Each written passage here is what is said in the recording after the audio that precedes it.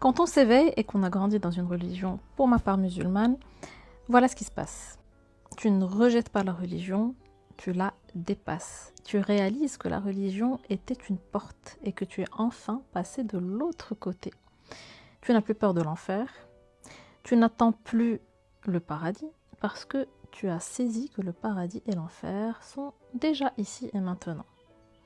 Ce ne sont pas des lieux physiques, ce sont des états de conscience. Plus de murs, plus de menaces, plus de calculs, juste une connexion vivante, directe, immense. Tu ne joues plus dans la petite cour.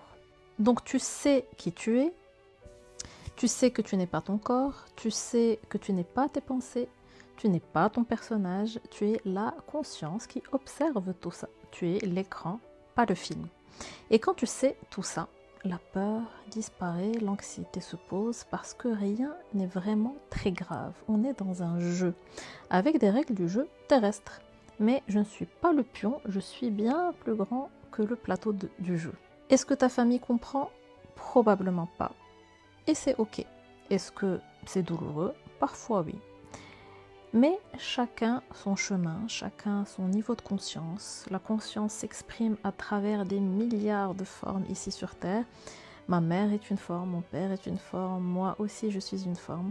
Personne n'a tort, tout le monde est exactement là où il doit être. Alors maintenant, je me laisse traverser comme un arbre qui fleurit. Il ne décide pas de sa couleur, il ne force pas son parfum, il laisse la vie s'exprimer à travers lui. C'est ça que je pratique chaque jour, à chaque instant, du moins j'essaye. Donc laisser le divin s'exprimer à travers mon personnage, sans que le mental vienne tout contrôler, sans que l'ego vienne tout rétrécir. On arrête de se prendre au sérieux, on danse avec la vie, on joue vraiment dans ce grand jeu divin comme dans un jeu vidéo. Pas parce que rien n'a d'importance, mais parce qu'on sait enfin ce qu'on est vraiment. Et c'est immense. Si tu ressens l'appel de revenir à cet état de paix en toi, j'ai créé du mental à l'être, un mini-guide plus une courte méditation pour t'accompagner à retrouver la présence en toi. Le lien est dans ma bio.